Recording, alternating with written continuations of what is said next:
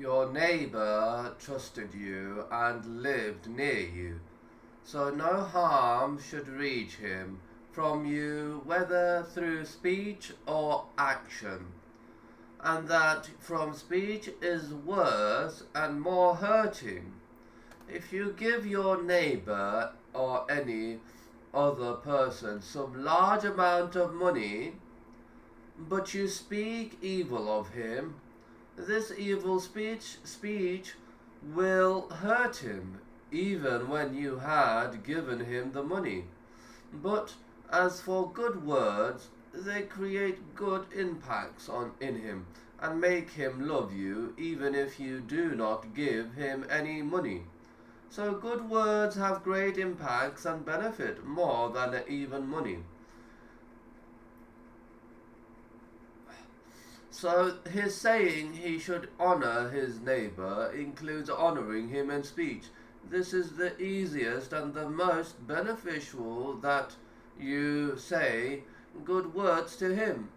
Greet him with the salam, respond to his greetings of salam when he greets you, and so on. It also includes honoring him in action by extending gifts to him, giving him charity when he is in need, and fulfilling his needs when he is unable, keeping your gaze off the private regions of his body and his secrets, and keeping your ears off eavesdropping him, not putting a harmful thing at his doorstep or his way, and making sure your children do not harm his, and so on. The Prophet had said, Gabriel continued to advise me regarding the neighbor until I thought he will entitle him for inheritance. That is due to the greatness of the rights of the neighbor. Neighborhood has rulings and significance amongst the people. So if honoring the neighbor is from the completeness of Iman, then harming the neighbor brings blemish to a person's Iman. Then he said, and whoever believes in Allah and the last day should honor his guest. The guest is the one who lodges with you. Honoring such guests is obligatory both in the city or village wherein there are no restaurants and cafeterias. They do not have hotels where the stranger, traveller and the wayfarer could lodge. There is nothing of such in the villages. Likewise in the desert, these facilities are lacking there. So if a person is travelling through a town, even if he is rich, and he neither has any sale commodity with him or service, he could render it is from the rights of the one with whom he lodges to entertain him. But in the cities there is no need, since there are restaurants and hotels. If he is rich, then he does not need such. But if he is poor, then you should spend on him due to his condition, and need and not because he is a guest. It is reported in the Hadith that the Prophet said, his treat is for a day and a night, and entertaining the guest is for 3 days. Whatever comes after that is charity, but full entertainment of the guest is for 3 days and nights. The people of knowledge say that which is obligatory is a day and night, and to complete 3 days and nights is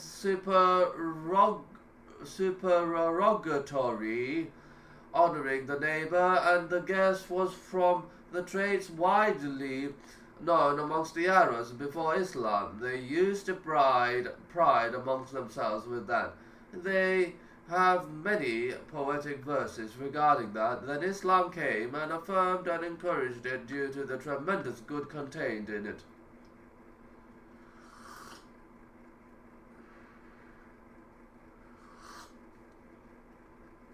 Hadith 16. May Allah be pleased with him, said that a man said to the Prophet, "Give me some advice." He said, "Do not become angry." He repeated it severally. He said, "Do not become angry." Anger and delight are two traits or qualities upon which man is created for particular benefit and good. The one who does not get angry will be deficient. However, anger should only be employed in its right place. When it gets beyond its place, it harms. Anger is the opposite of pleasure and is a trait and quality upon which man is created. It brings about high blood pressure and an expansion of the jugulars, leading such a person to desire retribution against the one with whom he is angry. There is none. Anger from the creatures could be praiseworthy or blameworthy. The praiseworthy is that in the aspects of the religion and the truth, and the blameworthy is that in contrast to that.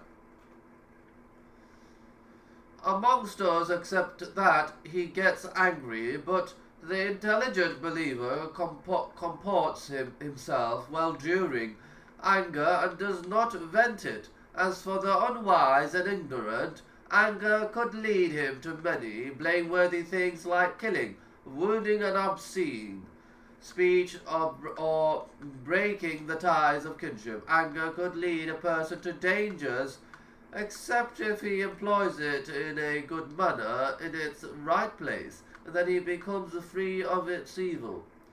This person requested the Prophet to give him an advice that will benefit him. So the Prophet said to him, "Do not become angry," as if the man underrated this advice, and so he repeated the request to the Prophet, and each time he would say to him, "Do not become angry," and did not say more than that. What was the wisdom behind that?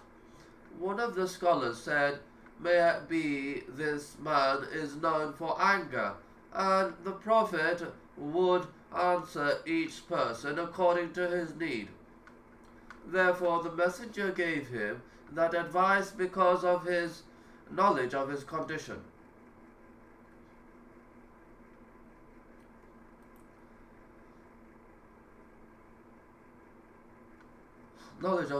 Although it is an advice for him and others than him.